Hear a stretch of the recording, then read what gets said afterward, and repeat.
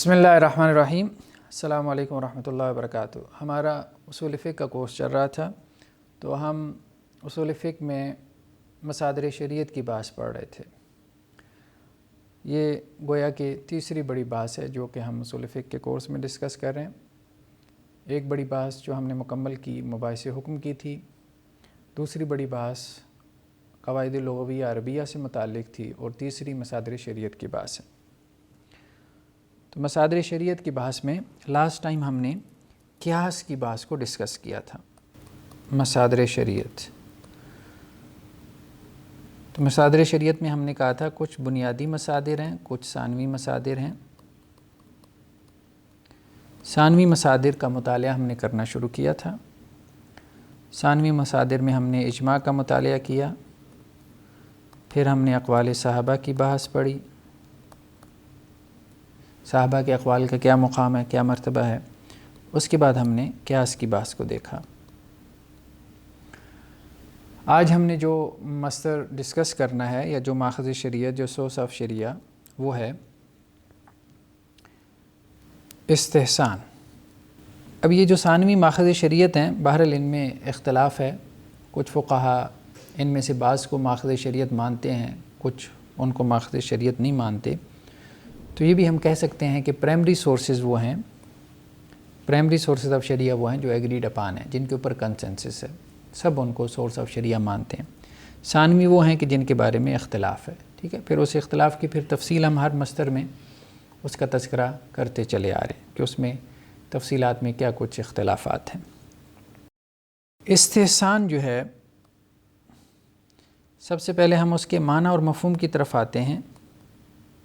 اس کا لغوی معنی تو یہ ہے کہ کسی چیز کو اچھا سمجھنا۔ قرآن مجید میں اللہ عز و جل نے اہل ایمان کی صفات میں سے ایک صفت بیان فرمائی کہ وہ اللہ کے دیے ہوئی حکم پہ جب عمل کرتے ہیں تو کوشش کرتے ہیں کہ اس کی بہترین صورت کے اوپر عمل کریں۔ اب بہترین صورت اس سے مراد کیا ہے؟ وہاں پہ عام طور پہ مفسرین نے یہی مراد لیا ہے کہ اللہ کے حکم کے اوپر اچھے طریقے سے عمل کرنا، یہ مراد ہے۔ آپ نے نماز پڑھنی ہے، اچھے طریقے سے نماز پڑھیں۔ یہ نہیں ہے کہ اب نماز کے لیے وقت نکال لیا تو اب انسان اٹھے جلدی جلدی وضو کرے، کوے کی طرح دو ٹھونگے مارے اور یہ گیا اور وہ گیا۔ زکوٰۃ ادا کرنی ہے تو زکوٰۃ کو بوجھ سمجھ کے ادا نہ کریں، اس کی بہترین صورت کے ساتھ، یعنی اس عمل کی ادائیگی میں آپ خوبصورتی پیدا کریں، جمال لے کے آئیں۔ تو یہ وہاں پہ مراد ہے۔ لیکن بعض فقہا نے انہی آیات کو استحسان کی دلیل بنا لیا۔ یہ جو اصول استحسان ہے، بیسیکلی وہ آیات اصول استحسان کی دلیل بنتی ہیں یا نہیں بنتی، یہ مختلف فی مسئلہ ہے۔ ان آیات میں صرف اتنی بات ہے اہل ایمان کی صفات کے حوالے سے کہ اہل ایمان جب اللہ کے کسی حکم پہ عمل کرتے ہیں تو کوشش کرتے ہیں اچھے سے عمل کریں، کسی عبادت کو ادا کریں تو بہترین طریقے میں، بہترین صورت میں اس کو ادا کریں۔ رہا استحسان، تو لغوی معنی اس کا بھی یہی ہے، خوبصورتی چاہنا۔ اپنے عمل کے اندر آپ حسن چاہ رہے ہیں، اپنے عمل میں آپ بہتری لانا چاہ رہے ہیں۔ جہاں تک اس کے اصطلاحی معنی اور مفہوم کا تعلق ہے تو اس میں اختلاف ہے، چونکہ استحسان کا اصول عام طور پہ یا تو مالکیہ نے اس کو مانا ہے یا پھر حنفیہ نے، یعنی دو اسکول آف تھاٹ ہیں، حنفیہ اور مالکیہ، کہ جو استحسان کے اصول کو مانتے ہیں۔ باقی جو فقہا ہیں، جو دوسرے اسکول آف تھاٹ ہیں، وہ عام طور پہ استحسان کے پرنسپل کو نہیں مانتے۔ تو جو لوگ لا سے تعلق رکھتے ہیں تو عام طور پہ بعض اہل علم کا کہنا یہ بھی ہے کہ لا میں یہ جو ایک اصطلاح استعمال ہوتی ہے ایکویٹی کی، تو یہ بیسیکلی استحسانی ہے، ایکویٹی۔ لیکن یہاں ہم بہرحال اس کا جو اصول فقہ کے اندر فقہا کے ہاں جو معنی ہے متعین طور پہ ہم اس کو ذرا کھولنے کی کوشش کریں گے۔ تو حنفی اسکول آف تھاٹ میں اس کی کئی ایک تعریفات کی گئی ہیں، لیکن امام کرخی کی تعریف جو ہے وہ زیادہ معروف ہے۔ وہ تعریف کیا ہے کہ فقیہ جو ہے وہ کسی مسئلے میں جس طرح سے وہ حکم لگاتا ہے اس طرح سے وہ حکم نہ لگائے۔ یعنی فقih اس کا ایک منہج ہے، اس کا ایک طریقہ کار ہے، استنباط احکام کا فقih کا ایک منہج ہے، لیکن وہ فقih اپنے منہج سے خود ہی ہٹ جاتا ہے کسی وجہ سے۔ تو فقih جو ہے وہ ایک طریقے سے حکم لگا رہا تھا، یا فقih ایک منہج کے مطابق جو ہے وہ مسائل اخذ کر رہا تھا، لیکن کسی مسئلے میں آ کے وہ اپنے منہج سے ہٹ کے حکم لگاتا ہے، اس کو استحسان کہتے ہیں، اور وہ کسی ضرورت کے تحت ایسا کرتا ہے۔ مالکیہ کے ہاں اس کی تعریف کیا کی گئی ہے؟ مالکیہ کے ہاں اس کی تعریف یہ ہے کہ کسی کلی قانون کے اوپر، کسی کلی ضابطے پہ جزئی مصلحت کو ترجیح دینا، یہ استحسان کی عام طور پہ تعریف کی جاتی ہے مالکیہ کے یہاں۔ ایک کلی ضابطہ ہے، اس کے اوپر جزئی مصلحت کو ترجیح دینا، جیسے لا میں کہا جاتا ہے کہ قانون کے اوپر قانون کی روح کو ترجیح دینا، قانون کے الفاظ کے اوپر قانون کی روح کو ترجیح دینا، یہ مالکیہ بیان کرنا چاہتے ہیں۔ احناف کے ہاں اس کی ایک اور تعریف کی گئی ہے کہ جس کو بات کو سمجھنے میں آسانی رہے گی، کہ قیاس جلی کے اوپر، اور وہ تعریف مالکیہ کی تعریف سے بھی تھوڑا سا ریلیٹ کر رہی ہے، قیاس جلی پر قیاس خفی کو ترجیح دینا۔ قیاس جلی جو ظاہری قیاس ہے، اس کے اوپر قیاس خفی چھپا ہوا قیاس، اس کو ترجیح دینا۔ یعنی بظاہر جو پرنسپل ہے مجتہد کا، وہ یہ تقاضا کر رہا ہے کہ یہاں پہ یہ حکم ہونا چاہیے، لیکن مجتہد وہاں پہ وہ حکم نہیں لگاتا، اپنے منہج سے ہٹ جاتا ہے، وہاں ایسے لگتا ہے کہ وہ کوئی اور پرنسپل استعمال کر رہا ہے جو چھپا ہوا ہے۔ اس لیے بعض اہل علم نے یہ بھی کہہ دیا کہ استحسان اس کو کہتے ہیں جس کی دلیل جو ہے وہ ہمارے سامنے نہ ہو، یعنی مجتہد کا فتویٰ ہمارے پاس ہے، جہاں تک اس کی دلیل کا معاملہ ہے تو ہم نہیں جانتے اس کی دلیل کیا ہے، اس کی دلیل مجتہد اور فقیہ کے ذہن میں ہے، وہ بہتر جانتا ہے، لیکن ہم تک نہیں پہنچی۔ تو استحسان کی ایک تعریف یہ بھی کی گئی ہے۔ ہم آگے بحث کو بڑھاتے ہیں تو انشاءاللہ سے جب اس کی مثالیں آئیں گی، اس کی اقسام کی بحث آئے گی، تو اس میں یہ مزید کھلے گی بات۔ جہاں تک استحسان کی اقسام کا معاملہ ہے تو اس کو کئی قسموں میں تقسیم کیا گیا ہے۔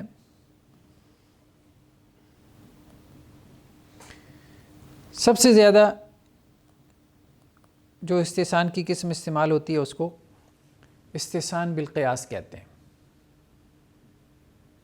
وہ استحسان جس کی بنیاد قیاس ہو، یعنی قیاسی استحسان۔ مثال کے طور پہ اسی تعریف کی روشنی میں ہم دیکھتے ہیں جو احناف نے کی ہے کہ قیاس جلی کو قیاس خفی پہ ترجیح دینا۔ تو قیاسی استحسان کیا ہے؟ قیاسی استحسان یہ ہے کہ درندوں کے بارے میں حکم یہ ہے، درندے جو ہیں ان کا حکم یہ ہے کہ اگر وہ پانی میں منہ ڈال دیں تو وہ پانی نجس ہو جاتا ہے۔ اس کی وجہ کیا ہے کہ جب وہ پانی میں منہ ڈالتے ہیں تو ان کا لعاب جو کہ نجس ہے وہ پانی میں مل جاتا ہے، اس لیے پانی نجس ہو جاتا ہے۔ لیکن جو شکاری پرندے ہیں یا وہ پرندے جو کہ حرام کیے گئے، مثال کے طور پہ چیل ہے، کوا ہے، اس طرح کے اور پرندے، ان کا کیا حکم ہے؟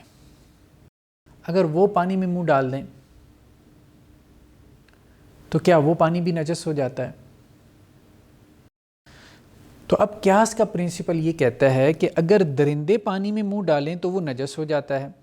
فتویٰ یہ ہے، مجتہد کا فتویٰ یہ ہے کہ درندے جو ہیں وہ اگر پانی میں منہ ڈال لیں تو وہ نجس ہو جاتا ہے۔ کیوں نجس ہو جاتا ہے؟ کیونکہ درندے کا لعاب جو ہے وہ پانی میں مل جاتا ہے، اور درندے کا لعاب نجس ہے، اس لیے پانی نجس ہو گیا۔ اب شکاری پرندے جو ہیں اگر وہ پانی میں منہ ڈال دیں تو وہ پانی بھی نجس ہو جانا چاہیے، یعنی یہ قیاس ہے، قیاس جلی ہے۔ تو قیاس جلی کا پرنسپل یہ کہتا ہے کہ اس کو نجس ہو جانا چاہیے۔ شکاری پرندہ بھی چونکہ حرام ہے، حرام جانور ہے، اس کا لعاب بھی حرام ہے، اگر وہ پانی میں منہ ڈالے گا تو وہ پانی بھی نجس ہو جائے گا. لیکن فقی یہ کہتا ہے, وہی فقی جو درندے کے جوٹے کو ناپاک کہہ رہا ہے, وہی فقی یہ کہتا ہے کہ شکاری پرندے کا جوٹا پاک ہے, وہ ناپاک نہیں ہے. تو گویا اس نے جیسے درندوں میں حکم لگایا کہ ان کے جوٹے کو ناپاک قرار دیا, اس نے اس طرح سے شکاری پرندوں میں حکم نہیں لگایا. جیسے وہاں اس نے قیاس کا پرنسپل استعمال کیا, یہاں وہ قیاس کے پرنسپل سے ہٹ گیا. اب وہ کہتے ہیں کہ وہ قیاس کے پرنسپل سے ہٹ کے کس پرنسپل کی طرف گیا؟ وہ اسے کہتے ہیں وہ قیاس ہی کے پرنسپل کی طرف گیا ہے, اور اس کو وہ قیاس خفی کا نام دے دیتے ہیں, یا عام طور پہ اس کو استحسان کہہ دیتے ہیں. وہ یہ کہتے ہیں کہ عام طور پہ پرندہ جب پانی میں منہ ڈالتا ہے تو وہ اپنی چونچ ڈالتا ہے. تو جب وہ اپنی چونچ ڈالتا ہے تو اب اس کا لعاب جو ہے وہ غالب گمان یہ ہے کہ پانی میں نہیں ملتا, لہذا پانی کیا ہے؟ پاک ہے. تو مجتہد نے ایک اصول کے مطابق حکم لگایا کچھ مسائل میں, لیکن کچھ دوسرے مسائل میں اپنے اصول کو اس نے چھوڑ دیا اور دوسری طرح حکم لگایا. جب دوسری طرح حکم لگایا تو اب سوال پیدا ہوا کہ مجتہد نے یہاں اپنے اصول کو کیوں چھوڑا؟ قیاس کا پرنسپل, اس کا تو پرنسپل ہے اور مسئلہ بھی ایک ہی جیسا ہے. وہاں پہ بھی حرام جانور ہیں, یہاں پہ بھی حرام جانور ہیں. وہاں پہ بھی پانی کی طہارت کا مسئلہ ہے, اس کے نجس ہونے کا, یہاں پہ بھی پانی کی پاکی ناپاکی کا مسئلہ ہے. تو ایک ہی جیسے مسئلے میں مجتہد جو ہے وہ دوسری طرف کیوں جا رہا ہے, اپنے منہج کو کیوں چھوڑ رہا ہے؟ تو اب جب غور کیا گیا تو غور کرنے کے بعد کہا گیا کہ مجتہد نے استحسان کیا ہے. یہ پرنسپل ڈرائیو کیا گیا کہ اس نے قیاس کو چھوڑ دیا. یعنی قیاس سے مراد قیاس جلی, جو ظاہری قیاس ہے, جو اسے کرنا چاہیے تھا, جو وہ کرتا چلا رہا ہے. اور وہ کس طرف گیا ہے؟ وہ ایک دوسرے قیاس کی طرف گیا ہے جو خفیہ قیاس ہے, جو ہڈن ہے, جو عام آدمی کو نظر نہیں آ رہا, جس طرف جو ہے وہ عام آدمی کی آنکھ نہیں جاتی. اور اس قیاس خفی کو استحسان کا نام دیا گیا. تو یہ ہے قیاس استحسان. ایک استحسان ہے جسے ہم کہتے ہیں نصی استحسان, یعنی استحسان بالنص. ٹھیک ہے, جیسے استحسان کی بنیاد جو ہے وہ کیا ہے؟ وہ نص ہے. یہاں پہ استحسان کی بنیاد کیا تھی؟ قیاس تھی. ٹھیک ہے, یہاں پہ استحسان کی بنیاد کیا ہے؟ نص ہے. مثال کے طور پہ سنت ہے, یعنی سنت کی وجہ سے آپ قیاس کو ترک کر دیتے ہیں. قیاس جلی, قیاس کا پرنسپل کہتا ہے کہ آپ اس طرح سے حکم لگائیں, لیکن سنت کہتی ہے کہ نہیں, آپ اس طرح سے حکم نہ لگائیں. تو آپ سنت کی وجہ سے کیا کرتے ہیں؟ قیاس کے پرنسپل کو آپ ترک کر دیتے ہیں. مثال کے طور پہ روزے دار کا بھول کر کھانا پینا. قیاس کیا کہتا ہے کہ روزے دار اگر کھا پی لے, بھلے بھول کے کھا پی لے, تو اس کا روزہ ٹوٹ جانا چاہیے. قیاس کا پرنسپل یہ کہتا ہے, لیکن سنت کیا کہتی ہے؟ نہیں ٹوٹتا. تو آپ کیا کہتے ہیں؟ آپ سنت کو ترجیح دیتے ہیں قیاس کے پرنسپل. تو یہ جو استحسان ہے نا, استحسان بن سنہ, اس کو تو سب مانتے ہیں. اس استحسان کی بات نہیں ہو رہی کہ اس میں کوئی اختلاف ہے. ظاہری بات ہے, سنت کی اتھارٹی تو سب مانتے ہیں. اسی طرح ایک استحسان ہے جس کو کہا جاتا ہے کہ جس کی بنیاد اجماع ہے, یعنی وہ استحسان جس کی بنیاد اجماع ہے, اس کو بھی سب مانتے ہیں. مثال کے طور پہ آرڈر پہ کوئی چیز تیار کروانا, جسے عقد استثناء کہتے ہیں. آرڈر پر کوئی چیز تیار کروانا. قیاس کیا کہتا ہے کہ آرڈر پہ چیز تیار کروانا یہ ممنوع ہونا چاہیے, شرعاً یہ ممنوع ہونا چاہیے, مطلب اسے لیگلی فاربیڈن ہونا چاہیے. اس کی وجہ یہ ہے کہ آرڈر پہ جو چیز آپ تیار کروا رہے ہیں وہ آپ کے سامنے ہے ہی نہیں, آپ نے اس کو دیکھا نہیں ہے, آپ کو نہیں معلوم وہ کیا چیز ہے. تو آپ اس کی پرائس کیسے طے کر سکتے ہیں؟ آپ اس کی قیمت کیسے پے کر سکتے ہیں؟ جو چیز ابھی موجود ہی نہیں ہے, جو چیز ابھی وجود میں نہیں آئی, آپ وہ کیسے خرید سکتے ہیں؟ تو قیاس کہتا ہے کہ ایسی چیز کی خرید و فروخت جائز نہیں ہونی چاہیے جو ابھی وجود میں نہ آئی ہو. لیکن اس پہ اجماع ہے کہ عقد استثناء کیا ہے؟ جائز ہے. آرڈر پہ چیز تیار کروائی جا سکتی ہے, آپ اس کی قیمت پہلے پے کر سکتے ہیں. ایک چیز جو ابھی وجود میں نہیں آئی, آپ اس کو خرید سکتے ہیں, اس کو آرڈر پہ بنوا سکتے ہیں. اس پہ اجماع ہے. تو ہم اجماع کو کیا کرتے ہیں؟ ترجیح دیتے ہیں قیاس کے پرنسپل پہ. اور ہم کہتے ہیں کہ یہ چیز قیاساً جائز نہیں ہے لیکن اجماعاً جائز ہے، تو اس کو کہا جاتا ہے کہ یہ استحسان ہے. یعنی مجتہد نے یہاں پہ اپنے پرنسپل سے ہٹ کے، پرنسپل سے مراد اس کا قیاس کا پرنسپل ہے، یہاں پہ مجتہد نے کیا کیا؟ قیاس کے پرنسپل سے ہٹ کے سنت کے مطابق فیصلہ کیا. یہاں پہ مجتہد قیاس کے پرنسپل سے ہٹ کے اس نے اجماع کے مطابق فیصلہ کیا. یہ اس کو بھی سب مانتے ہیں. ایک اور چیز ہے جس کو کہا جاتا ہے استحسان ضرورت، اس کو بھی سب مانتے ہیں کہ مجتہد نے قیاس سے ہٹ کے ضرورت کے مطابق فیصلہ دیا، اس کو بھی سب مانتے ہیں. اس کی مثال کیا ہے؟ جیسے کنویں کے اندر جو ہے کتے کا گر جانا مثال کے طور پہ. اب کسی کنویں میں کتا گر گیا، اس کا پانی ناپاک ہو گیا. اب ایک کام تو یہ ہے کہ سب سے پہلے کتا نکالیں گے. کتا آپ نے نکال لیا لیکن اس کا پانی تو ناپاک ہے. اب کنویں کا پانی کیسے پاک ہوگا؟ آپ کنویں کا سارا پانی کیسے نکال سکتے ہیں؟ کیونکہ کنویں کا میکانزم یہ ہے، کنواں اس طرح سے کام کرتا ہے کہ آپ اوپر سے پانی نکالتے ہیں تو نیچے سے اور پانی نکلتا ہے. تو جب آپ نے کتا نکال لیا، کنویں کا سارا پانی نجس ہے، آپ نے وہ پانی نکالنا شروع کیا تو جیسے جیسے آپ اوپر سے نکالتے جا رہے ہیں نیچے سے اور پانی آ رہا ہے. تو نیچے سے جو پانی آ رہا ہے وہ اگرچہ طاہر ہے، پاک ہے، لیکن اوپر جو پانی موجود ہے وہ ناپاک ہے، وہ اس کے ساتھ مل کے وہ بھی کیا ہو رہا ہے؟ ناپاک ہو رہا ہے. اسی طرح کنویں کا پانی چونکہ ناپاک ہو گیا تھا، اب وہ پانی دیواروں کو لگا تو وہ دیواریں بھی کیا ہو گئیں؟ ناپاک ہو گئیں. تو وہ کیسے صاف ہوں گی؟ ان ناپاک دیواروں کے ساتھ جو بھی پانی لگے گا، نیچے سے جو صاف ستھرا پانی آ رہا ہے وہ بھی ناپاک ہوتا چلا جائے گا. تو قیاس کا پرنسپل کیا کہتا ہے کہ کنواں کبھی پاک ہو ہی نہیں سکتا. تو اب اس میں لوگوں کے لیے مشقت ہے، تکلیف ہے. اور شریعت کا معاملہ کیا ہے کہ جہاں پہ لوگوں کے لیے کوئی مشقت پیدا ہو تو شریعت ان کے لیے آسانیاں پیدا کرتی ہے. تو یہ ہے استحسان بالضرورہ. ضرورت کو استحسان کی بنیاد بنایا گیا. یعنی مجتہد اور فقیہ نے قیاس کے پرنسپل کے مطابق یہاں پہ حکم نہیں لگایا، بلکہ وہ قیاس کے پرنسپل سے ہٹ گیا اور ضرورت کا لحاظ کرتے ہوئے، جیسے عام طور پہ بعض فقہا نے کہا جیسے 30 ڈول پانی نکال دے، بس 30 بالٹی پانی نکال. اب 30 بالٹی کا عدد کوئی قرآن و سنت میں نہیں آیا، بس اوپر سے اتنا پانی نکال لے، اس کے بعد سمجھ لے کہ اس کا وہ کنواں جو ہے وہ پاک ہو گیا. تو ضرورتاً یہ فتویٰ جاری کیا گیا، ضرورت کے تحت یہ فتویٰ جو ہے وہ نقل ہوا. اس کو استحسان بالضرورت کہتے ہیں. اس کی بھی فقہا کی بڑی جماعت جو ہے وہ اس کی بھی قائل ہے. اصل میں جس استحسان میں اختلاف ہے وہ یہ والا استحسان ہے قیاس کا، کہ قیاس کا جو پرنسپل ہے آپ اس کو چھوڑتے ہیں قیاس کے پرنسپل کی وجہ سے، تو یہ درست نہیں ہے کہ ایک ہی پرنسپل کے اندر آپ اس طرح سے حکم نہ لگائیں کہ قیاس جلی کو ہم نے چھوڑ دیا، یعنی جو اصل پرنسپل ہے، اور اس کے مقابلے میں آپ نے ایک ذیلی پرنسپل بنا لیا اور اس کو بھی قیاس کا نام دے دیا، قیاس خفی کا، اور اس کو قیاس جلی کے اوپر ترجیح دے ڈالی. ٹھیک ہے، سنت تو سمجھ میں آتی ہے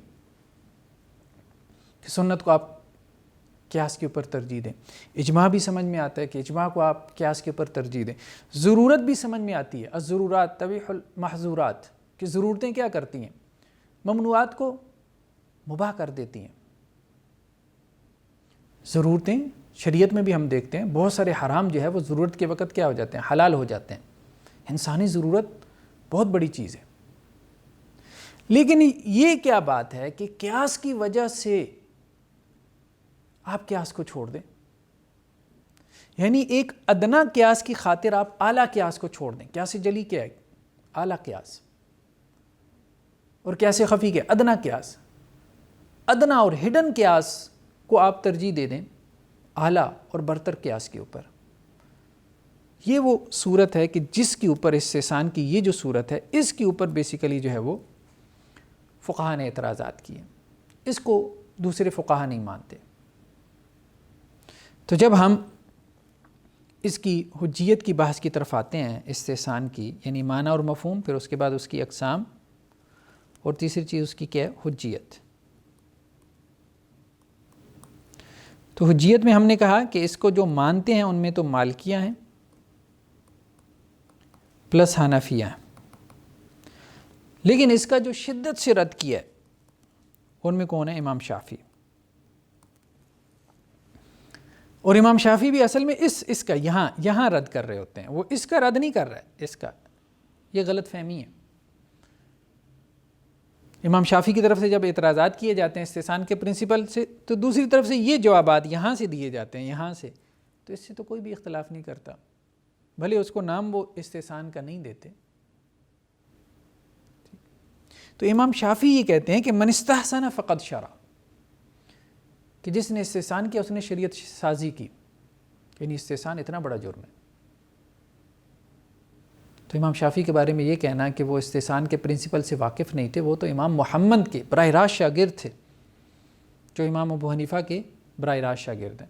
تو امام شافعی نے امام محمد سے پڑھا ہے، ادھر سے امام مالک سے پڑھا ہے، ادھر سے امام محمد سے پڑھا ہے، براہ راست استفادہ کیا. بلکہ اصحاب امام ابو حنیفہ رحمہ اللہ، ان کے ساتھ ان کے مناظرے ہوتے تھے جب کوفہ میں وہ امام محمد سے تعلیم حاصل کرنے کے لیے گئے. تو اس لیے امام شافعی اچھی طریقے سے جانتے تھے کہ استحسان کا پرنسپل کیا ہے، تو انہوں نے پوری طرح سے سمجھتی اس کا رد کیا. اس کے بعد ابن حزم نے اس کو اتباع ہوائے نفس قرار دیا کہ یہ خواہش کی پیروی ہے، یعنی استحسان کے پرنسپل کا شدت سے رد کیا. اس کے بعد ابن تیمیہ نے اس کا رد کیا. تو جتنے بھی ائمہ ہیں جنہوں نے استحسان کے پرنسپل کا شدت سے رد کیا ہے، شوافع یا حنابلہ جو ہیں یا ظاہریہ ہیں، 3 اسکول آف تھاٹ ہو گئے، شوافع، حنابلہ اور ظاہریہ، وہ ان چیزوں کو مانتے ہیں لیکن کسی اور پرنسپل کے تحت. وہ اصل میں یہاں پہ آ کے بحث کرتے ہیں کہ یہ ٹھیک نہیں ہے، یہ رویہ ٹھیک نہیں. اس لیے امام شافعی وغیرہ نے لکھا ہے، یہ بات کہی ہے کہ بیسیکلی یہ جو استحسان کا پرنسپل کیوں بنایا گیا، وہ یہ کہتے ہیں کہ انہوں نے استحسان کا پرنسپل اس لیے بنایا کہ یہ قیاس کو خبر واحد پہ ترجیح دیتے ہیں. ہم نے پیچھے پڑھا ہے نا، خبر واحد کو قبول کرنے کی جو محدثین کی شرائط تھی وہ 5 ہیں، لیکن احناف نے ان پہ 6 کا اضافہ کیا، یا مالکیہ نے 2 کا اضافہ کیا، 11 بنا دی. احناف نے، مالکیہ نے جو ہے وہ 7 بنا دی. اب احناف نے جن شرائط کا اضافہ کیا تھا ان میں سے ایک شرط یہ بھی تھی کہ خبر واحد جو ہے اگر اس کا راوی غیر فقیہ ہو اور وہ خبر واحد جو ہے وہ قیاس کے خلاف ہو، ٹھیک ہے، تو ہم اسے خبر واحد کو کیا کرتے ہیں؟ رد کر دیتے ہیں. اب ان کے امام نے بہت ساری اخبار احاد کو رد کیا تھا، تو انہوں نے یہ پرنسپل بنا لیا بعد میں آنے والے فقہا نے کہ ہمارے امام نے جو اخبار احاد کا رد کیا ہے وہ اس لیے رد کیا ہے کہ ان اخبار احاد کے راوی غیر فقیہ ہیں اور ان اخبار احاد میں جو مسائل نکلتے ہیں وہ قیاس کے خلاف ہیں. اب یہ مسئلہ پیدا ہوا کہ بہت سارے جگہوں پہ ان کے امام نے قیاس کے اوپر خبر واحد کو ترجیح دے دی. مثال کے طور پہ قہقہ جو ہے، قہقہ لگانے سے وضو ٹوٹ جانا، ٹھیک ہے، یہ خبر واحد ہے. خبر واحد میں یہ ہے کہ قہقہ لگانے سے وضو ٹوٹ جاتا ہے. قیاس کیا کہتا ہے؟ قیاس کا پرنسپل یہ کہتا ہے کہ وضو کا قہقے سے کوئی تعلق نہیں ہے، وضو نہیں ٹوٹنا چاہیے. تو اب اپنے پرنسپل کے مطابق حناف کو کیا کرنا چاہیے تھا؟ قیاس کو ترجیح دینی چاہیے کہ قہقہ لگانے سے وضو نہیں ٹوٹتا، کیونکہ ان کا پرنسپل یہ ہے کہ خبر واحد میں اگر راوی غیر فقیہ ہو اور وہ خبر واحد قیاس کے خلاف ہو تو قیاس کو ترجیح حاصل ہوگی، نہ کہ خبر واحد کو. لیکن اس مسئلے میں امام صاحب نے کیا کیا کہ خبر واحد کو ترجیح دے دی. اس مسئلے میں خبر واحد کو ترجیح دے دی قیاس کے اوپر، اور یہ فتویٰ دیا کہ قہقہ لگانے سے وضو ٹوٹ جاتا ہے. تو انہوں نے جو اپنے قیاس کے پرنسپل کو چھوڑا ہے تو وہ یہ کہتے ہیں کہ قیاس کو چھوڑا نہیں ہے بلکہ قیاس جلی کو چھوڑ کے قیاس خفی کو اختیار کیا ہے. استحسان کیا ہے. استحسان بالسنہ کا نام اس کو دے دیا، یعنی سنت کو جو ہے وہ قیاس کے اوپر ترجیح دی ہے. لیکن یہ ہے کہ یہ سنت تو ثابت نہیں ہے نا، یہ تو موضوع اور من گھڑت روایت ہے نا، یہ تو ثابت بھی نہیں ہے. تو اس لیے دوسرے فقہا کے ہاں یہ استحسان بالسنہ نہیں بنتا، کیونکہ یہ روایت ثابت نہیں. لیکن وہ یہ کہتے ہیں کہ یہ استحسان بالسنہ بن جاتا ہے. اور استحسان بالسنہ بننے کے ساتھ ساتھ اس میں کیا ہے کہ قیاس جلی جو ہے وہ یہ کہتا ہے کہ وضو نہیں ٹوٹنا چاہیے، لیکن قیاس خفی یہ کہتا ہے کہ وضو ٹوٹ جانا چاہیے. اور قیاس خفی کے مطابق جو ہے وہ سنت آئی ہے، وہ سنت جو کہ ثابت نہیں ہے. تو امام شافعی یہ کہتے ہیں کہ بیسیکلی انہوں نے اپنا وہ جو ایک پرنسپل بنایا تھا، غلط پرنسپل بنایا تھا کہ خبر واحد اگر قیاس کے متعارض ہو جائے، خبر واحد اور قیاس اگر آپس میں ٹکرا جائیں تو خبر واحد کا راوی اگر غیر فقیہ ہے تو قیاس کو ترجیح دی جائے. یہ ان کا غلط پرنسپل تھا. بعض مسائل میں انہیں اپنے اس غلط پرنسپل کو ٹھیک کرنے کی ضرورت محسوس ہوئی تو انہوں نے ایک اور پرنسپل گھڑ لیا استحسان کا.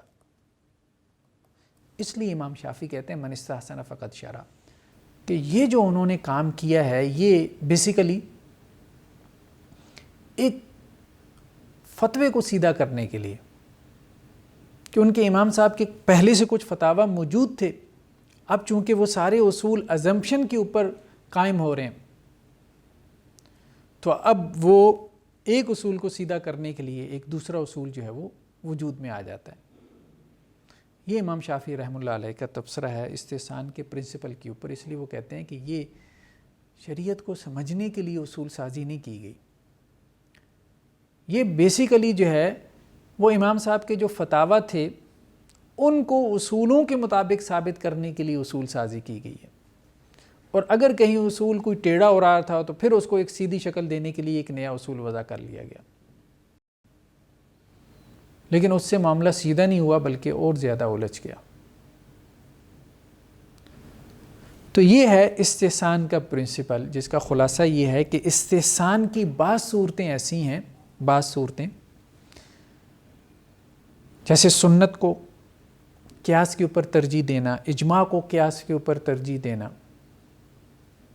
ضرورت کی وجہ سے جو ہے وہ قیاسی حکم کو چھوڑ دینا. تو یہ تو ایسی صورتیں ہیں کہ جن کو تمام فقہا مانتے ہیں، اگرچہ ان کی مصطلحات اپنی اپنی ہیں.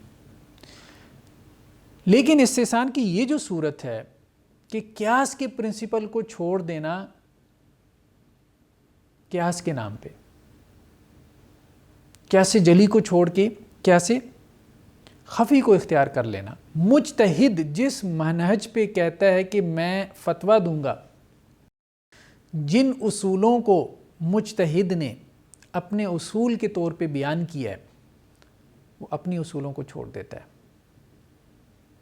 یعنی ایک طرف مجتہد یہ دعویٰ کرتا ہے کہ یہ میرے اصول ہیں استنباط احکام کے، پھر خود ہی کچھ مسائل میں جو ہے وہ اپنے اصولوں سے ہٹ جاتا ہے. تو امام شافعی اور اسی طرح سے جو ہے وہ حنابلہ کی ایک جماعت اور امام ابن حزم وہ یہ کہتے ہیں کہ یہ غلط ہے، یہ ٹھیک نہیں ہے، یہ رویہ جو ہے وہ مناسب نہیں ہے. لیکن یہ ساری باتیں ہم یہ کہہ رہے ہیں کہ یہ امام ابو حنیفہ سے ثابت نہیں ہے. استحسان کا پرنسپل امام ابو حنیفہ سے ثابت نہیں ہے. یہ تو بعد والوں نے جب اصول سازی کی ہے. امام شافعی جب امام محمد سے پڑھنے کے لیے گئے ہیں تو ظاہری بات ہے اس وقت امام ابو حنیفہ موجود نہیں تھے، دنیا میں نہیں تھے. امام شافعی کے جب وہاں حضرت امام ابو حنیفہ رحمہ اللہ علیہ کے اصحاب سے مناظرے ہوئی ہیں تو اس وقت امام ابو حنیفہ دنیا میں نہیں تھے. امام شافعی تو اپنے اصول مرتب کر رہے تھے کہ بھئی یہ ہیں ہمارے اصول فقہ جو انہوں نے الرسالہ میں مدون کر دیے. تو امام شافعی تو بتا رہے تھے ان کو کہ ہم تو اصولوں کے مطابق اپنی فقہ مرتب کر رہے ہیں، تو آپ کے امام کے اصول کدھر ہیں؟ تو اب وہاں پھر اصول سازی ہو رہی تھی. امام صاحب کے فتاویٰ تو موجود تھے امام محمد کے پاس، اس میں تو کوئی شک نہیں، وہ تو انہوں نے جمع کیے تھے. تو اب ان فروعات سے جو ہے وہ اصول نکالنے کی ایک کاوش شروع ہوئی۔ تو یہ بات ہم شروع سے کرتے چلے آ رہے ہیں کہ یہاں پہ پہلے فتاویٰ ہیں، بعد میں اصول وضع ہوئے ہیں، جس کی وجہ سے یہ ساری الجھنیں جو ہے وہ سامنے آتی ہیں۔ تو یہ ہے استحسان کا پرنسپل۔ اس کے بعد ہم آتے ہیں اگلے پرنسپل کی طرف، جو کہ ہے مصلحت کا پرنسپل۔ تو مصلحت، اس کو مصلحت مرسلہ بھی کہتے ہیں، یعنی جسے ہم پبلک انٹرسٹ کہہ سکتے ہیں۔ یعنی اجماع کیا ہے؟ اجماع ہے کانسنسس، ایگریمنٹ آف مسلم اسکالرس، اقوال صحابہ کے جو فتاویٰ ہیں، فتاوی صحابہ جسے ہم کہتے ہیں، صحابہ کے جو ورڈکٹس ہیں، لیگل ورڈکٹس۔ قیاس کیا ہے؟ انالوجیکل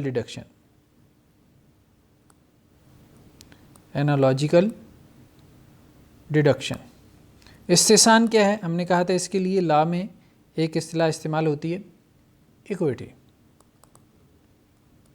بعض اہل علم کا کہنا یہ ہے کہ یہ استحسان ہے۔ مصلحت مرسلہ، اس کے لیے عام طور پہ اس کا ترجمہ کر دیا جاتا ہے پبلک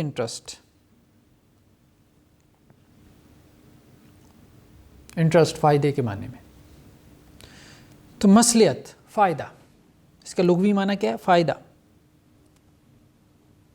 اس کا معنی اور مفہوم کیا ہے؟ فائدہ۔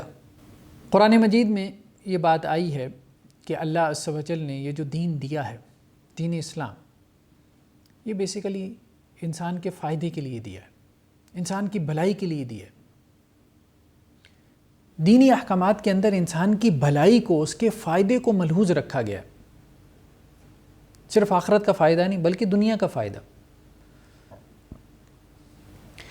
بیسیکلی شریعت اسلامیہ کیا ہے؟ شریعت اسلامیہ ایک ویلفیئر پروگرام بھی ہے۔ اس میں انسانی فلاح و بہبود کا لحاظ کیا گیا ہے۔ قرآن مجید میں جیسے ایک آیت ہے، یا ایھا الناس قد جاءتکم موعظۃ من ربکم وشفاء لما فی الصدور، قرآن کو موعظہ کہا گیا اور کیا کہا گیا؟ شفاء لما فی الصدور وہدی ورحمہ، ہدایت، رحمت۔ یہ قرآن مجید یہ بوجھ نہیں ہے، یہ برڈن نہیں ہے، یہ شرعی احکام کی بیڑیاں نہیں ہیں، بلکہ یہ رحمت ہے۔ یہ کس طرح سے باعث رحمت ہے؟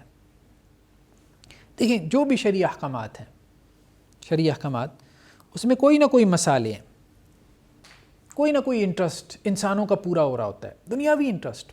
آخرت میں تو ظاہری بات ہے، ٹھیک ہے، جزا و سزا ہے، شرعی حکم پہ عمل کریں گے، اس کے مطابق زندگی گزاریں گے تو آخرت میں جنت ہے، وہ آخرت کا فائدہ تو ہے ہی ہے۔ شریعت پہ عمل کرنے میں دنیا کا فائدہ بھی ہے، دنیا کا فائدہ۔ تو اللہ تعالیٰ نے شریعت کے ذریعے سے انسانوں کے کون کون سے فائدے، دنیاوی فائدے، ان کو ملحوظ کیا یا ان کو کور کیا۔ مثال کے طور پہ شریعت کے جو بھی احکامات ہیں، وہ یا تو انسان کے دین، یا پھر انسان کی جان، یا پھر انسان کی نسل، یا پھر انسان کی عقل، یا پھر انسان کی مال، یا بعض نے کہا ہے کہ عزت، ان 6 میں سے کسی ایک چیز کی حفاظت یا فروغ کے لیے مسالے میں 2 چیزیں آ جاتی ہیں، حفاظت پلس فروغ۔ انسان کا دین محفوظ ہو جائے، انسان کا دین فروغ پائے، انسان کی جان محفوظ ہو جائے، انسانی جان کو فروغ ملے، انسان کی نسل محفوظ ہو جائے، اس کو فروغ ملے، انسانی عقل محفوظ ہو جائے، اس کو فروغ ملے، انسانی مال محفوظ ہو جائے، انسان کے مال کو فروغ ملے، اس میں بڑھوتری ہو، انسانی عزت محفوظ ہو جائے، انسانی عزت میں بڑھوتری ہو۔ تو یہ مسالے ہیں جن مصلحتوں کا لحاظ کیا گیا ہے، یہ انسانی مصلحتیں ہیں، اللہ کے دین میں ان مصلحتوں کا لحاظ کیا گیا۔ ہر دینی حکم میں آپ کو کوئی نہ کوئی مصلحت نظر آئے گی۔ مثال کے طور پہ اللہ تعالیٰ نے زنا سے منع کیا۔ اب زنا کی جو ممانعت ہے، اس کے پیچھے کیا مصلحت ہے؟ نسل انسانی کی حفاظت ہو۔ زنا عام ہو جائے گا تو نسل انسانی کی حفاظت نہیں رہے گی، نہیں معلوم ہوگا کہ یہ کس کی نسل سے ہے، کس خاندان سے ہے، اس کے آباء و اجداد کون ہیں، اس کا شجرہ نسب کیا ہے، اس کا فیملی ٹری کیا بنتا ہے، کچھ بھی معلوم نہیں ہوگا۔ اللہ تعالیٰ نے شراب کو حرام کیا، شراب کی حرمت کس لیے؟ انسانی عقل کی حفاظت کے لیے،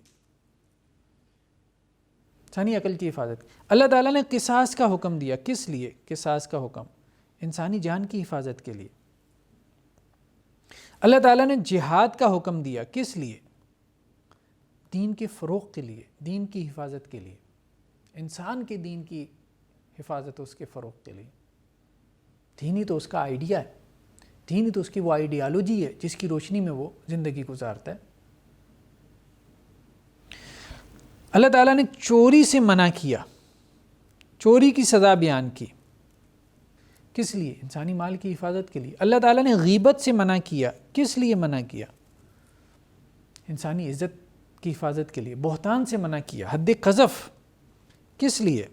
انسانی عزت کی حفاظت، انسانی جان، اس کی جو رسپیکٹ، اس کی آنر ہے، اس کو محفوظ کیا جا سکے۔ تو یہ جو آج ہم رائٹس کی بات کرتے ہیں کہ جی رائٹ ٹو لائف ہے، ہیومن رائٹس کی بات کرتے ہیں، تو اللہ کی دی ہوئی یہ قانون میں، اللہ کی دی ہوئی شریعت میں وہ تمام رائٹس جو آج ہم انسانوں کو دے رہے ہیں، وہ آج سے 1500 سال پہلے دے دیے گئے تھے۔ تو اللہ کی دی ہوئی شریعت میں، اللہ کی دی ہوئی احکامات میں، ایک ایک حکم میں آپ دیکھیں کوئی نہ کوئی مصلحت ہے، انسانی مصلحت ہے، انسان کے فائدے کے لیے وہ حکم آیا، انسانی یعنی آخرت کو آپ چھوڑیں، انسان کا اس میں فائدہ ہے۔ یعنی کافروں کے اوپر بھی اگر اس شریعت کو نافذ کر دیں تو ان کا فائدہ ہے، کیا فائدہ ہے؟ دنیا کا فائدہ ہے، ان کی جان، مال، نسل، عقل، عزت، دین، سب کچھ محفوظ ہو جاتا ہے۔ تو اس اعتبار سے یہ جو شریعت ہے، یہ جو اللہ کا دین ہے، یہ ہدایت ہے، یہ رحمت ہے، اہل ایمان کے لیے رحمت ہے۔ تو دوسری بحث ہے مصلحت کی اقسام، مصلحت کی اقسام، مصلحت مرسلہ نہیں، مصلحت کی اقسام۔ تو مصلحت کی 3 اقسام ہیں، جن میں سے ایک مصلحت مرسلہ ہے۔ ایک ہے جسے ہم کہتے ہیں معتبر مصالح، یعنی وہ مصلحتیں جن کا شریعت نے اعتبار کیا۔ ایک وہ مصالح ہیں جو کہ لغو ہیں، جن کا شریعت نے اعتبار نہیں کیا، اور تیسرا وہ ہیں جو کہ مصالح مرسلہ ہیں۔ تو معتبر وہ مصلحتیں جن کا شریعت نے اعتبار کیا، جیسے ہم نے یہاں پہ دیکھا شریعت میں جو احکامات آئے ان کے پیچھے کچھ مصلحتیں ہیں، ان مصلحتوں کا اعتبار کرتے ہوئے شریعت نے کیا کیا؟ احکامات جاری کیے۔ تو معتبر مصالح وہ ہیں جن کا شریعت نے اعتبار کرتے ہوئے کچھ احکامات جاری کیے۔ انسان کی مال کی حفاظت کے لیے جو ہے وہ چوری کی حد مقرر کی، انسانی نسل کی حفاظت کے لیے زنا کو منع کیا، انسانی نسل کی حفاظت کے لیے نکاح کا حکم دیا۔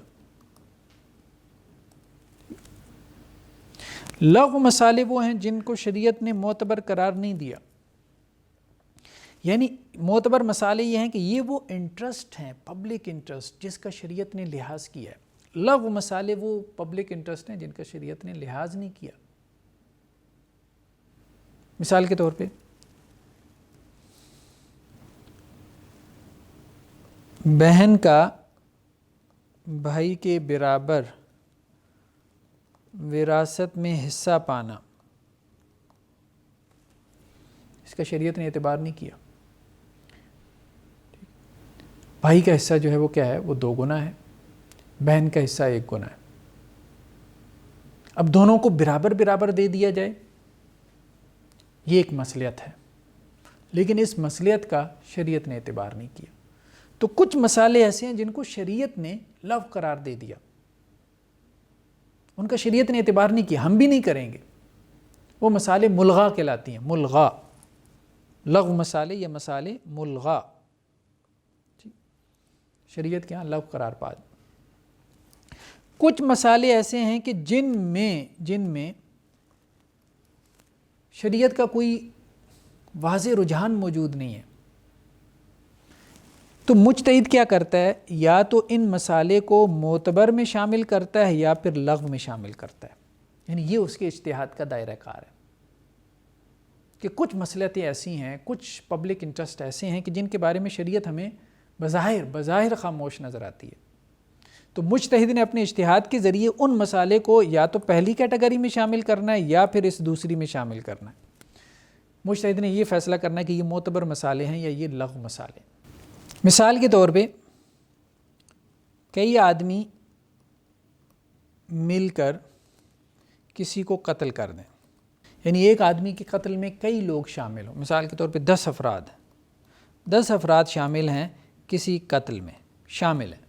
ٹھیک ہے، ظاہری بات ہے فائر تو ایک ہی نہیں کیا، لیکن یہ ہے کہ 9 اس کے ساتھ موجود تھے. تو اب ان 10 کو قتل کیا جائے گا یا صرف قتل کرنے والے کو قتل کیا جائے گا؟ مصلحت یعنی پبلک انٹرسٹ کس میں ہے؟ تو یہ کچھ مسالے ایسی ہیں کہ جن کے بارے میں فقہا کا کیا ہو گیا؟ پھر اختلاف ہو گیا کہ ان کو آپ معتبر میں شمار کریں گے یا آپ ان کو ملغا میں شمار کریں گے. اس کی ایک اور مثال امام غزالی رحمہ اللہ علیہ نے بیان کی ہے، جس کو مسئلہ تطرس بھی کہتے ہیں عام طور پہ، مسئلہ تطرس، کہ مسلمان اور کافر میدان جنگ میں آمنے سامنے ہوئی. تو کافروں نے کیا کیا کہ اپنے سامنے مسلمان بچوں اور عورتوں کو کھڑا کر دیا. یعنی کچھ مسلمان بچے اور عورتیں ان کے پاس قیدی تھے کافروں کے پاس. جیسے پرانے زمانے میں لڑائی ہوتی تھی، ایک طرف مسلمانوں کا لشکر ہے، دوسری طرف کافروں کا لشکر ہے، 2 ریاستیں، 2 حکومتیں، 2 سلطنتیں آپس میں ٹکرا رہی ہیں. اب کافر جب میدان جنگ میں آئے تو انہوں نے اپنے سامنے مسلمان بچوں اور عورتوں کو کھڑا کر دیا، ان کی لائن بنا دی اور ان کو ڈھال بنا کے پیچھے سے تیر اندازی شروع کر دی. ایسے میں مسلمان اگر جوابی تیر اندازی کرتے ہیں تو سب سے پہلے مسلمان بچے اور عورتیں مریں گے، اور اگر تیر اندازی نہیں کرتے تو کافر کیا ہے؟ مسلمانوں کے اوپر غالب آ جائیں گے، مسلمان لشکر کو ملیا میٹ کر دیں گے، مسلمان لشکر شکست خوردہ ہو جائے گا. پھر اس کے پیچھے ایک پوری سلطنت ہے جو کافروں کے قبضے میں آ جائے گی، اور وہاں جو تباہی اور بربادی وہ پھیلائیں گے وہ ناقابل بیان ہوگی. تو اس لیے فقہا نے یہ کہا کہ یہاں پہ کچھ لوگوں کی جو مصلحت ہے، یعنی چند افراد کی مصلحت، اس کے اوپر ایک ریاست کی مصلحت کو ترجیح دی جائے گی. تو اگر مثال کے طور پہ ایک طرف ایک فرد کی مصلحت ہو، فرد کی، دوسری طرف اجتماع کی مصلحت ہو، تو آپ اجتماع کی مصلحت کو ترجیح دیں گے. اور ایک طرف ایک جماعت کی مصلحت ہو اور دوسری طرف ایک پوری قوم کی مصلحت ہو تو آپ قوم کی مصلحت کو ترجیح دیں گے. یہ بھی مسائل مرسلہ کے اندر ڈسکس ہوتا ہے. آج اللہ نہ کرے اگر انڈیا کے ساتھ ہماری ایٹمی جنگ چھڑ جاتی ہے، یا ایٹمی جنگ نہ بھی چھڑے، میزائل وار شروع ہو جاتی ہے، یا میزائل وار نہ ہو، کوئی ہوائی جنگ چھڑ جاتی ہے، انڈیا کے فائٹر پلینز آپ کی حدود میں گھس جاتے ہیں، آپ کے فائٹر پلینز انڈیا کی حدود میں گھس جاتے ہیں، تو اب پاکستان کی طرف سے جو میزائل وہاں پہ انڈیا کی طرف فائر کیے جائیں گے، یا جہاں سے جو فائٹر پلینز اڑیں گے اور انڈیا میں جا کے بمبارمنٹ کریں گے، یا یہاں سے اگر کوئی ایٹم بم وہاں پھینکا جائے گا تو ظاہری بات ہے اس میں مسلمانوں کی اموات بھی ہوں گی. تو اگر اہل پاکستان یہ سوچیں کہ ہم نے تو انڈیا پہ جوابی حملہ نہیں کرنا، اس سے تو مسلمان شہید ہوں گے،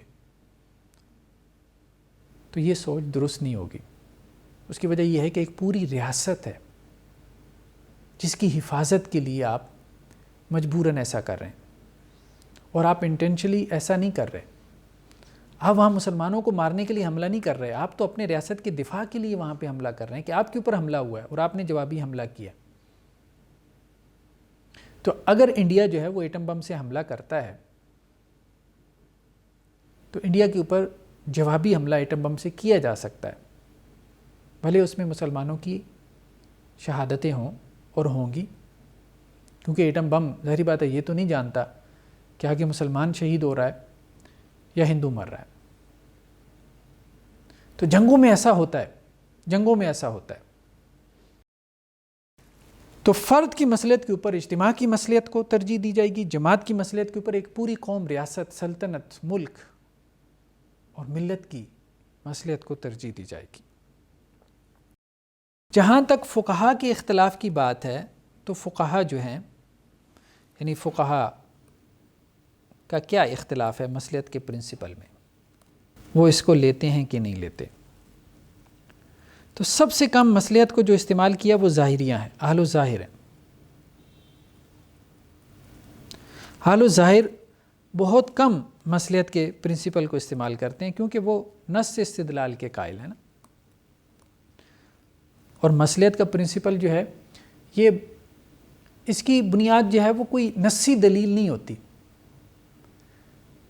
بلکہ اس کی جو دلیل ہوتی ہے وہ شریعت کے عمومی قواعد ہوتے ہیں. ایک عمومی جو ہدایت ہوتی ہے شریعت کی وہ اس کی دلیل بنتی ہے. عمومی ہدایت، کوئی جزئی دلیل نہیں ہوتی، اس کی کوئی اسپیسیفک دلیل نہیں ہوتی کہ یہ فلاں قرآن کی آیت، فلاں حدیث اس کی دلیل ہے اس مسئلے کی. نہیں، شریعت کی ایک عمومی ہدایت ہے، ایک عمومی گائیڈنس ہے، اس میں آپ اس کو کسی بات کی دلیل بنا لیتے ہیں. تو سب سے کم جو ہے وہ ظاہریہ نے اس کا استعمال کیا کیونکہ وہ نص سے باہر نہیں جاتے، وہ نص تک اپنے آپ کو اسٹرکٹلی محدود رکھتے ہیں.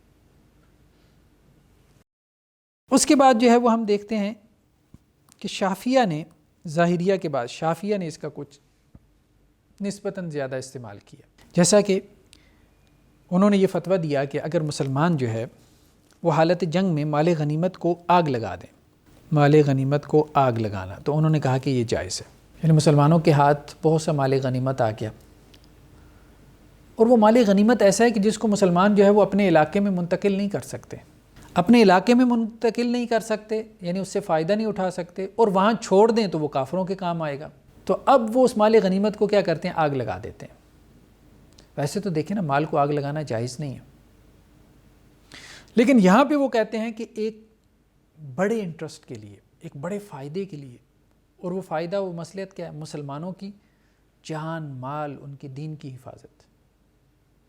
کافروں سے مسلمانوں کے دین، جان، مال، عزت، ان سب کی حفاظت ہو رہی ہے. جب وہ یہ فیصلہ کرتے ہیں تو وہ کہتے ہیں کہ مال غنیمت اگر اس کو منتقل نہ کر سکتے ہو مسلمان اپنے علاقے میں تو اس کو آگ لگا دیں تاکہ وہ کافروں کے کام نہ آئے. تو یہ مصلحت کے پرنسپل کے اوپر جو ہے وہ شافعی نے یہ فتویٰ جاری کیا. اسی طرح سے ہم احناف کو دیکھتے ہیں. حنفیہ نے بھی مصلحت کے پرنسپل کو لیا ہے، اور ان کے ہاں جیسے امام ابو حنیفہ نے یہ فتویٰ دیا کہ اہل بیت کو زکوٰۃ دی جا سکتی ہے، یا جنہیں ہم سید کہتے ہیں یا بنو ہاشم کہتے ہیں. مسئلہ یہ ہے نا کہ بنو ہاشم کو زکوٰۃ نہیں لگتی، اصل مسئلہ یہ ہے. لیکن ان کے لیے مال غنیمت میں خمس تھا. پھر آہستہ آہستہ ایسا دور آ گیا کہ اب تو مال غنیمت کی اصطلاح بھی لوگوں کے لیے اجنبی بن گئی کہ مال غنیمت کیا ہوتا ہے. تو اہل بیت کو باعزت طریقے سے، بنو ہاشم کو، سیدوں کو باعزت طریقے سے مال مل رہا تھا.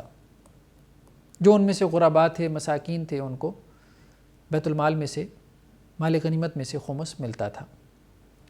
پھر وہ مادی ختم ہو گئی، وقت کے ساتھ ساتھ وہ پس منظر میں چلی گئی.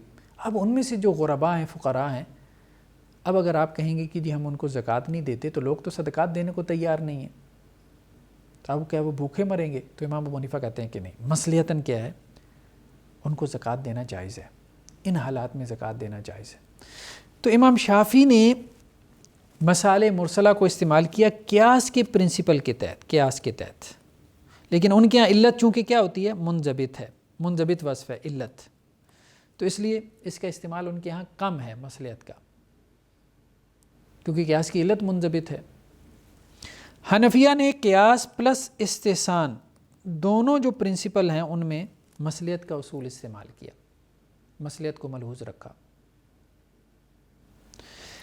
اس سے زیادہ پھر حنابلہ نے استعمال کیا، لیکن حنابلہ نے بھی قیاس کے پرنسپل کے تحت استعمال کیا ہے مصلحت کے اصول کو، قیاس کے اور ان کے ہاں جو علت ہے وہ کیا ہے؟ وہ غیر منضبط وصف بھی ہو سکتی ہے، غیر منضبط وصف بھی ہو سکتی ہے، یہ ہم نے بات کی تھی، جس کو حکمت کہا جاتا ہے۔ علت جو ہے وہ حکمت بھی ہو سکتی ہے، غیر منضبط وصف بھی ہو سکتی ہے، اور غیر منضبط وصف کی وجہ سے وہ قیاس جو ہے وہ کافی وسعت اختیار کر جاتا ہے، قیاس کا تصور۔ تو اس قیاس کے تصور میں انہوں نے کہ جس کی بنیاد غیر منضبط وصف بھی ہو سکتا ہے، ضروری نہیں ہے ان کے ہاں کہ قیاس کی بنیاد حکمت ہی ہو، وہ بھی کہتے ہیں قیاس کی بنیاد علت ہونی چاہیے، لیکن وہ کہتے ہیں کہ بعض مسائل میں قیاس کی بنیاد حکمت کو رکھنا چاہیے تاکہ قیاس کا پرنسپل جمود کا شکار نہ ہو۔ تو جب وہ حکمت کی طرف جاتے ہیں تو پھر یہ جو مصلحت کا پرنسپل ہے یہ بہت زیادہ استعمال ہوتا ہے حنابلہ کے ہاں۔ مثال کے طور پہ امام احمد یہ کہتے ہیں کہ حکومت وقت جو ہے وہ پرائس کنٹرول کر سکتی ہے، یعنی قیمتوں پہ پابندی لگا سکتی ہے، پرائس کنٹرول۔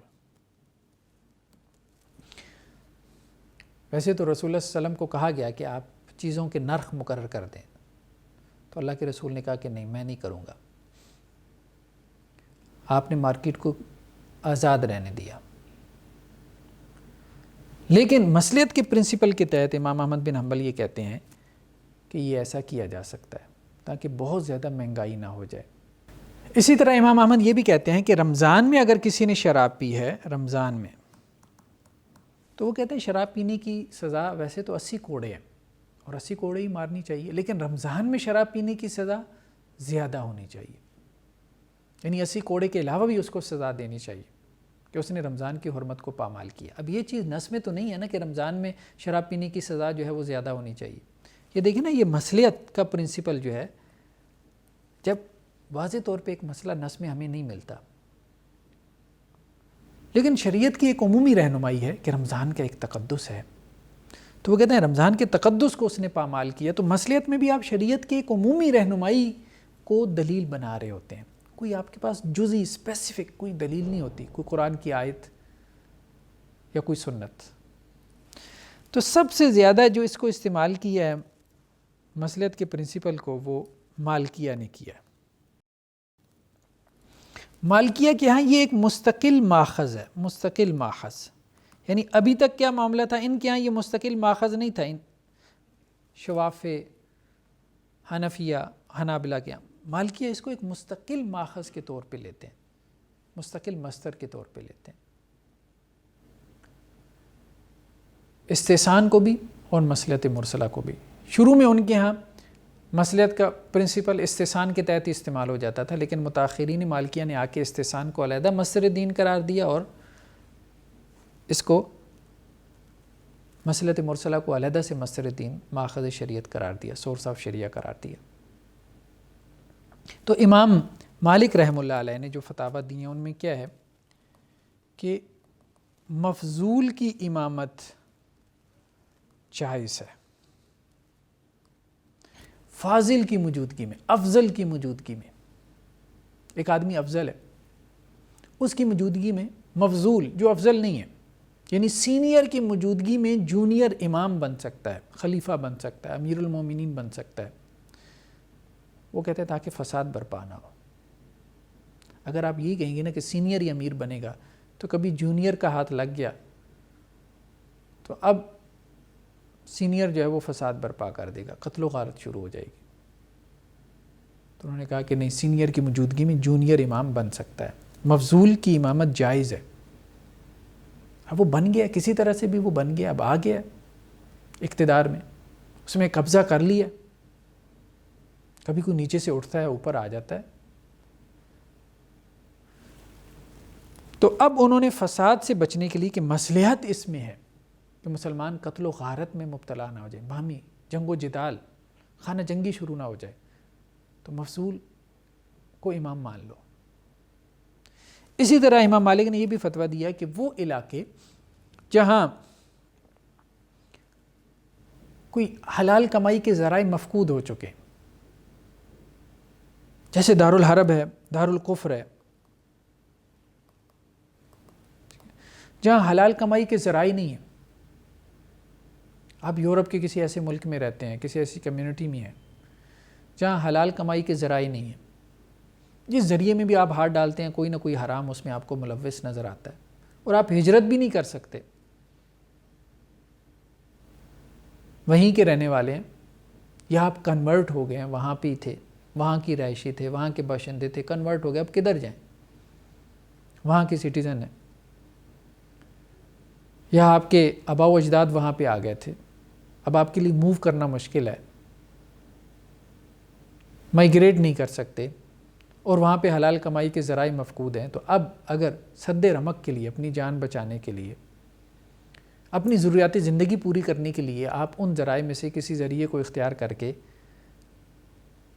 کماتے رہتے ہیں، تو یہ کمائی آپ کے لیے جائز ہے، اس میں کوئی حرج نہیں۔ تو یہ مصلیحت کا پرنسپل جو ہے وہ مالکیہ کے ہاں سب سے زیادہ استعمال کیا گیا۔ اس کے بعد جو پرنسپل ہے وہ ہے سد الذرائع کا پرنسپل۔ تو سد الذرائع کا جو پرنسپل ہے، سد الذرائع، بلاکیج آف مینز ذرائع کو کہتے ہیں، بلاک کرنا، ان کو روک دینا، سد کہتے ہیں روک دینا، اور ذرائع ذریعہ کی جمع ہے، ٹھیک۔ سب سے پہلے اس کا معنی اور مفہوم ہے۔ معنی تو ہم نے کہا سد کا معنی ہے روک دینا، اور ذرائع ذریعہ کی جمع ہے، یعنی ذرائع کو روک دینا،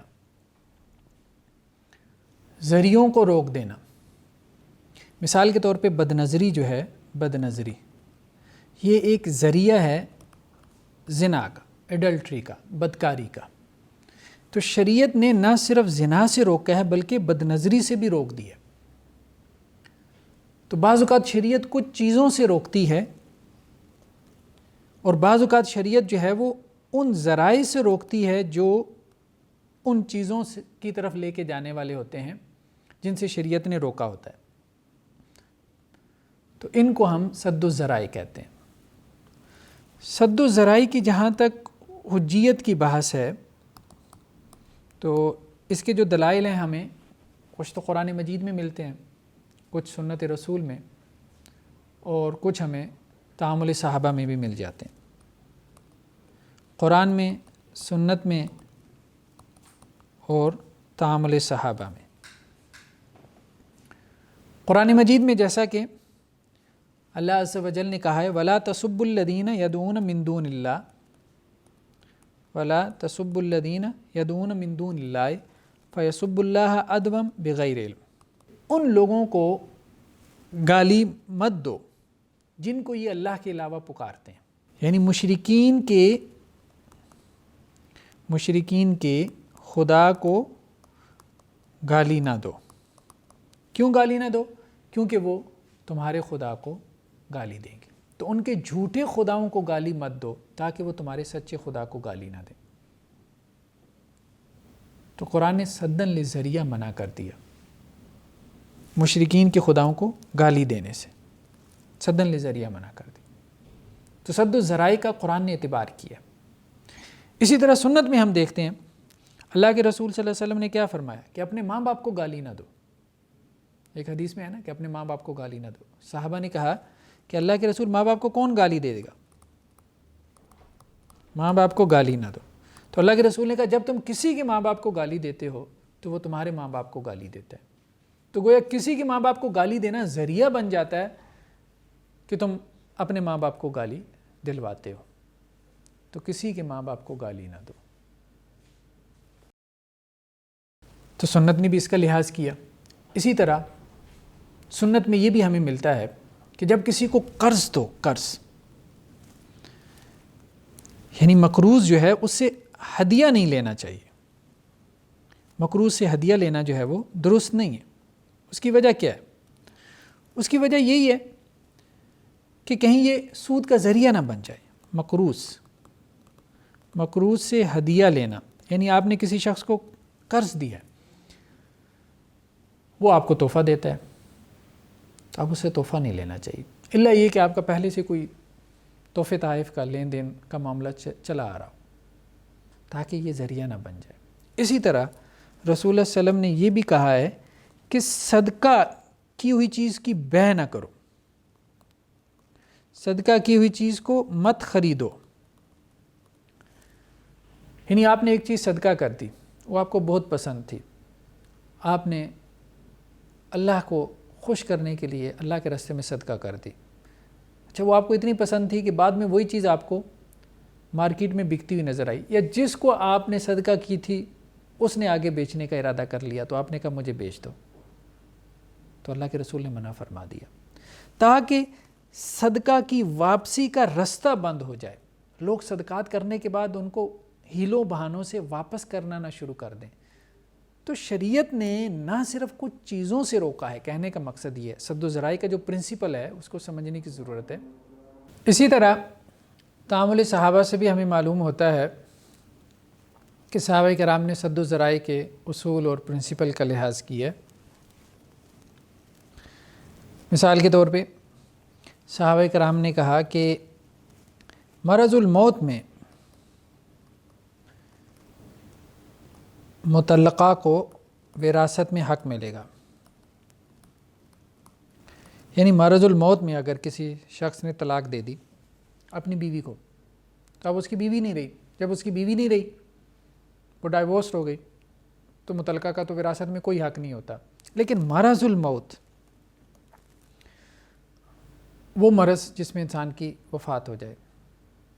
جیسے کچھ مرض ایسے ہوتے ہیں جن میں معلوم ہوتا ہے کہ جی اب انسان چند دنوں کا مہمان ہے، جیسے کینسر ہے یا اور بہت سارے مرض ایسے ہیں. تو اگر مرض الموت میں اگر اپنی بیوی کو وہ ڈائیورس دے گا تو اس کی بیوی کو ڈائیورس تو ہو جائے گی، طلاق تو ہو جائے گی، لیکن مطلقہ ہونے کے باوجود بھی اس کو وراثت میں حصہ ملے گا. صحابہ کرام نے یہ فتویٰ کیوں دیا؟ انہوں نے کہا کہ اگر ہم اس کو وراثت میں حصہ نہیں دیتے تو لوگ کیا کریں گے؟ مرض الموت میں اپنی بیویوں کو طلاق دینا شروع کر دیں گے، ایک رستہ کھول لیں گے. رستہ کھولنے کو کیا کہتے ہیں؟ فتح الذرائع. وہ رستہ کیا کھول لیں گے کہ زندگی بھر کے جو غصے ہیں وہ جاتے جاتے اپنی بیویوں کے اوپر نکال جائیں، کہ ان کو وراثت سے محروم کر جائیں، اور وراثت سے محروم کرنے کے لیے طلاق دے دیں. تو اس لیے صحابہ کرام نے کہا کہ اس رستے کو بند کرنے کے لیے یہ فتویٰ دینا چاہیے کہ مرض الموت میں اگر کوئی صاحب طلاق دیتے ہیں تو اس کی بیوی کو وراثت میں حصہ ملے گا، تاکہ بلا وجہ بیویوں کو طلاق نہ ہو. اسی طرح سے حالت جنگ میں چور کا ہاتھ کاٹنا.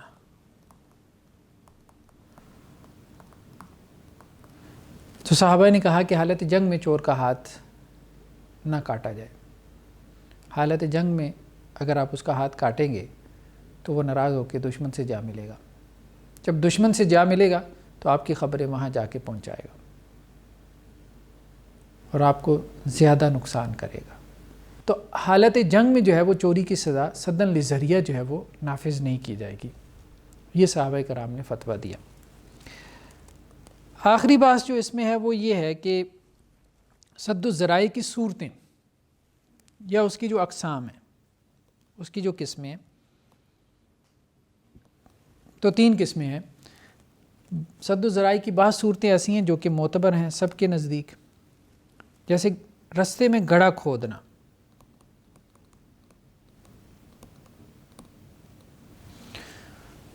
تو سب نے کہا ہے کہ سدًا لذریعہ اس سے منع کیا جائے گا، اس سے روکا جائے گا، ایسے ذرائع کو اختیار کرنے سے روکا جائے گا، کیونکہ یہ انسانوں کے لیے نقصان دہ ہیں. کوئی بچہ گر جائے اس میں تو اس سے منع کیا جائے گا. کچھ قسمیں ایسی ہیں جو کہ غیر معتبر ہیں، جن کا اعتبار نہیں کیا گیا. کچھ ذرائع ایسے ہیں کہ جن کا اعتبار نہیں کیا گیا. مثال کے طور پہ انگور بیچنا. اب اگر شراب جو ہے وہ انگوروں سے بنتی ہے تو شریعت نے اس کا اعتبار نہیں کیا کہ آپ انگور ہی نہ بیچیں تاکہ کوئی اسے شراب نہ بنا لے. تو یہ ایسی چیزوں کا کوئی اعتبار نہیں ہے. مثال کے طور پہ آپ گھر سے باہر نہ نکلیں، آپ روڈ پہ گاڑی نہ چلائیں، اس لیے نہ چلائیں کہ آپ کا ایکسیڈنٹ نہ ہو جائے. تو یہ ایک ایسا ذریعہ ہے کہ جس کا شریعت نے اعتبار نہیں کیا، اس لیے ان سے روکا بھی نہیں جائے گا. تو کچھ ذرائع جو ہے ان سے روکا جائے گا، ان کو اختیار کرنے سے. یعنی ان کو معتبر شمار کیا گیا. کچھ ذرائع ایسے ہیں کہ جن کو غیر معتبر قرار دیا گیا, ان سے نہیں روکا جائے گا. اگر آپ ان سے روکیں گے تو لوگوں کو مشقت میں ڈال دیں گے. جی آپ اسلحہ کا کاروبار نہ کریں, اس لیے نہ کریں کہ کوئی آپ سے خریدی بندوق سے کسی کو قتل نہ کر دے. نہیں, یہ درست نہیں ہے. آپ موبائل کا کاروبار نہ کریں, اس لیے موبائل کا کاروبار نہ کریں کہ آپ کا موبائل جو ہے وہ کوئی بندہ مس یوز نہ کرے, غلط استعمال نہ کرے. آپ لیپ ٹاپ اور کمپیوٹرز نہ بیچیں, اس لیے نہ بیچیں کہ کوئی ان کا غلط استعمال نہ کرے. تو یہ ذرائع ایسے ہیں کہ جن کا دین نے بھی اعتبار نہیں کیا, فقہا نے بھی اعتبار نہیں کیا. ہاں بعض ذرائع ایسے ہیں کہ جن کے بارے میں کیا ہے, اختلاف ہے, مختلف فی ہے, کیونکہ ان میں غالب گمان ہوتا ہے کہ وہ برائی تک جانے کا ذریعہ بن جائے. یعنی اس میں کیا ہے, اس میں غالب گمان ہے اس میں کہ وہ نقصان کا ذریعہ بنتے ہیں, انسان کے نقصان کا ذریعہ بنتے ہیں. اور اس میں غالب گمان ہے کہ وہ انسان کے نقصان کا ذریعہ نہیں بنتے. اور اس میں کیا ہے, اس میں بظاہر غالب گمان نظر آتا ہے کہ وہ انسان کے نقصان کا ذریعہ بنتے ہیں. تو اس میں فقہا کی دو آراء ہو گئیں. ایک موقف ہے حنابلہ اور مالکیہ کا, اور دوسرا جو ہے وہ بقیہ فقہا کا, شوافع کا اور احناف کا. تو حنابلہ اور مالکیہ کہتے ہیں کہ یہاں سد و ذرائع کا اعتبار ہوگا, شوافع اور احناف کہتے ہیں کہ نہیں ہوگا. مثال کے طور پہ حالت جنگ میں اسلحہ بیچنا, ایک ہے اسلحہ بیچنا, ایک ہے حالت جنگ میں اسلحہ بیچنا. تو حنابلہ اور مالکیہ کہتے ہیں کہ اس سے روکا جائے گا, کیونکہ حالت جنگ میں تو اب ظاہری بات ہے کہ وہ جب مسلمانوں میں آپس میں جنگ چھڑی ہوئی ہے, ٹھیک ہے, خانہ جنگی کی کیفیت ہے, تو ایسے حالات میں اگر وہ اسلحہ بیچے گا مسلمانوں میں تو وہ ایک دوسرے کو قتل ہی کریں گے اس اسلحے سے. یہاں نہیں بیچنا چاہیے. اسی طرح جو ہے وہ جس کی شراب کی فیکٹری ہے, شراب کی فیکٹری والے کو انگور بیچنا. اب انگور بیچنا بذاتی تو جائز ہے, لیکن جس کی شراب کی فیکٹری ہے تو وہاں غالب گمان یہ ہے کہ اس سے شراب ہی بنائے گا. تو جن فقہا نے کہا کہ یہ جائز ہے, وہ یہ کہتے ہیں کہ بیسیکلی دیکھیے اس نے تو انگور بیچا ہے, انگور بیچنا تو شریعت نے اس کے لیے ناجائز نہیں قرار دیا. لیکن دوسرے فقہا یہ کہتے ہیں, یہ والے, کہ نہیں اس نے انگور تو بیچا ہے اور واقعتاً انگور بیچنا شریعت میں جائز ہی ہے, لیکن جس کو بیچا ہے انگور, اب اس کی شراب کی فیکٹری ہے, غالب گمان یہی ہے کہ اس سے وہ شراب بنائے گا, اس لیے سدن لذریعہ اس کو انگور بیچنا ناجائز قرار دینا چاہیے. تو بظاہر یہی رائے بہتر معلوم ہوتی ہے, اور احتیاط کا پہلو بھی یہی ہے جو کہ حنابلہ اور مالکیہ کی رائے ہے, کہ جب غالب گمان ہو کہ وہ جائز کام کسی ناجائز کام کا ذریعہ بن جائے گا, کسی حرام کام کا ذریعہ بن جائے گا, تو اس جائز کام سے بھی روک دینا چاہیے جب غالب گمان موجود ہو, جیسا کہ یہ دو مثالیں دی گئی ہیں. ہاں اگر غالب گمان نہیں ہے, غالب گمان نہیں ہے تو ظاہری بات ہے کہ پھر اس کا اعتبار نہیں کیا جائے گا.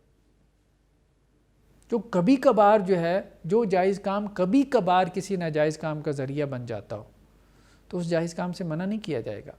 ہم تو یہ کہہ رہے ہیں کہ وہ جائز کام جو اکثر و بیشتر یا غالب گمان یہ ہو کہ وہ ناجائز کام کا ذریعہ بن جائے گا, اس جائز کام سے روکا جائے گا. سدن للذریعہ, اس کے لیے لفظ استعمال ہوتے ہیں کہ فقہا نے اس سے روکا ہے, سدن للذریعہ روکا ہے, کیونکہ شریعت نے بہت ساری چیزوں سے سدن للذریعہ روکا ہے. تو شریعت نے ہمیں یہ پرنسپل دیا کہ کچھ چیزوں سے سدن للذریعہ روک لیا جائے, کچھ جائز چیزوں سے روک لیا جائے, اس وقت روکا جائے جب کہ وہ ناجائز چیزوں کی طرف جانے کا غالب طور پہ ذریعہ بن رہی ہیں. تو یہ ہمارے ثانوی مصادر میں سے آج ہم نے 3 پرنسپلز کو ڈسکس کیا, ایک استحسان کا, دوسرا مصلحت مرسلہ کا, اور تیسرا سد الذرائع کا.